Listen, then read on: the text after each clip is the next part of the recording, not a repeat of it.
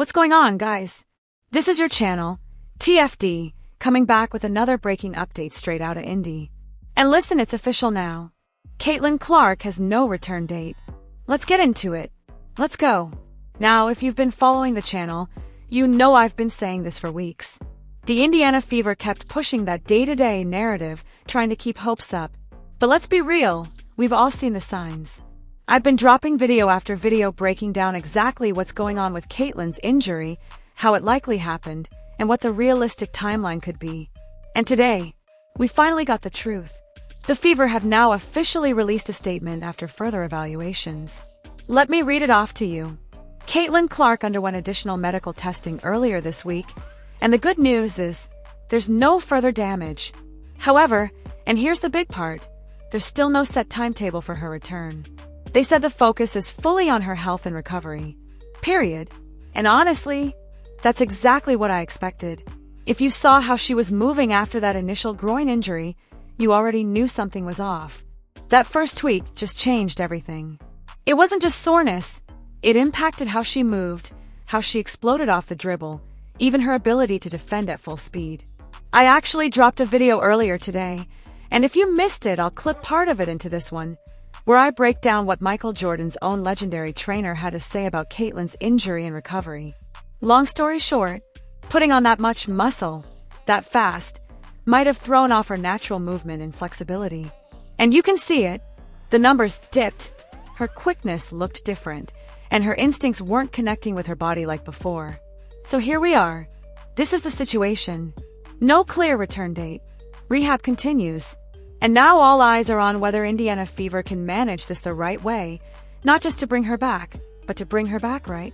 Fever coach Stephanie White provides update on Caitlin Clark amid latest injury news. The Indiana Fever made an important announcement on Caitlin Clark's injury on Thursday. The team took to social media to reveal that, based on further medical evaluations, the good news is that there were no additional injuries or damage discovered on the 23-year-old's re-aggravated groin issue. The announcement also indicated, however, that Clark still has no timetable to return, while also noting that the priority at the moment is her long-term health and well-being. Clark sat out for a third consecutive game on Thursday as the Fever hosted the Las Vegas Aces at Gainbridge Fieldhouse. This most recent update suggests that the reigning WNBA Rookie of the Year will likely miss more time beyond Thursday's matchup. Coach Stephanie White had an update on Clark's status amid the team's injury announcement. According to White, Clark has been preoccupied, mostly rehab, but she has also been doing some shooting. She's been with our athletic training team, and we've been preparing everybody else, White added. White's statement coincides with the Fever's latest update on Clark's injury. The former Iowa star hasn't been doing much in practice other than some light shooting, which seems to suggest that she's still quite a ways away from being able to return to action. Clark will need to ramp up her activity in practice ahead of her comeback, and it doesn't seem like this is going to happen anytime soon. As the team indicated, the priority right now is her long-term health, which likely means that the Fever won't rush Clark back into action until she has fully recovered from the groin injury. The last thing they want right now is a third occurrence of this troubling groin issue. Just how relieving was that for you, for the organization? Yeah, it's definitely a relief to know that there's nothing else going on and no more damage. Now it's just being patient with the process. Could you talk about what you've seen from Sophie Cunningham over the last 5 games? She's had double figures and kind of just her transition and role now in the starting lineup. Yeah, I mean, Sophie's just kind of found her way. She started out the season really hot, and then had some setbacks with some injuries. And as most people know, you have to work your way through that, and she did. And she's been really impactful for us off the bench. And we wanted to bring her energy, her ability to stretch the floor, her ability to defensive rebound, and play make on the offensive end. We wanted that to start the game, so I moved her into the starting lineup, and she's been good for us. The other day, after that loss, Kelsey was saying, we got to get our act together and do it fast. Have you been stressing that to them? It's time, you got to make a move now, the second half, and we got to win now? I mean, every day there's a sense of urgency, right? I mean, this league is too good. And every day you got to play with a sense of urgency, and sometimes you have to weather storms, and sometimes you have to navigate circumstance, right? But I think at the end of the day, we have to be where our feet are. We have to approach every day and every game in the same way, no matter what the dynamics are. And you can't get too high, you can't get too low in a season like this. And you just got to show up, and you got to play the hand you're dealt, and you got to play the game that's in front of you. Yeah, just obviously there's no timeline for Caitlin, but what has she been able to do this last week? Is it mostly just rehab recovery, or has she been able to do any kinds of practice? Yeah, no, I mean, we haven't really practiced since the couple days before All-Star break. So mostly rehab, shooting, and she's been with our athletic training team, and we've been preparing everybody else. Steph, to that point, in what ways does, although it's not complete clarity, but now you can, to some extent, kind of move on and say, hey, this is what we have for the time being, let's move forward. What can that do over these next several weeks or whatever it takes? Yeah, I think that's big.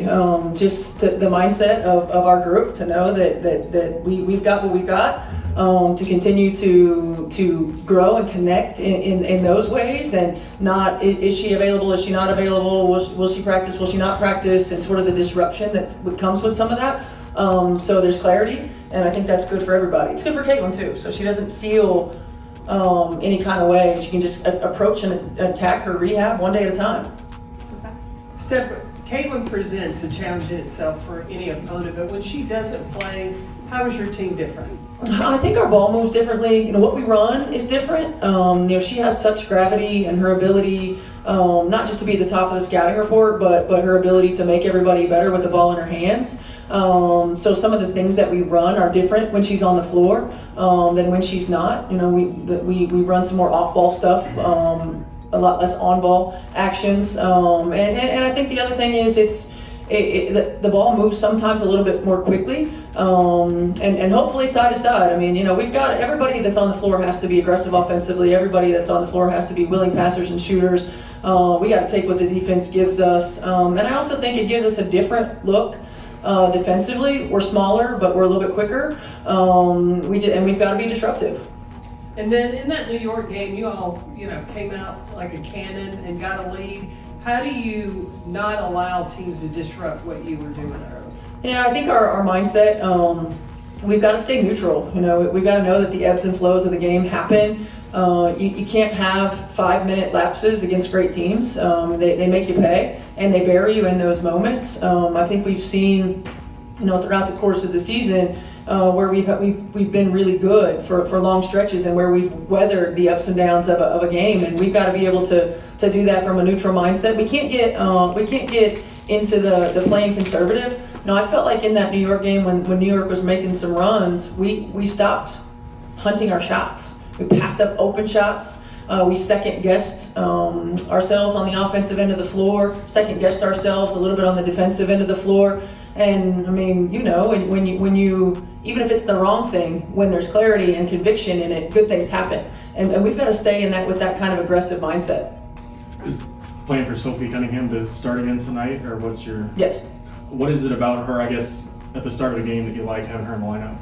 Another ball handler, another player who can create shots for her teammates, as well as stretch the floor. A really good defensive rebounder as well. We had at times really struggled from a defensive rebounding standpoint, so like that as well. And her energy. Given another absence here, is there any expectation to maybe look to bring in an additional body that could help during this stretch at all? Do you know anything about that? No, that's an Amber question. So there you have it. Coach Stephanie White didn't hold back. From Caitlin Clark's steady rehab update to Sophie Cunningham's rise in the starting five, it's clear the Fever are embracing both clarity and urgency as they push into the second half of the season.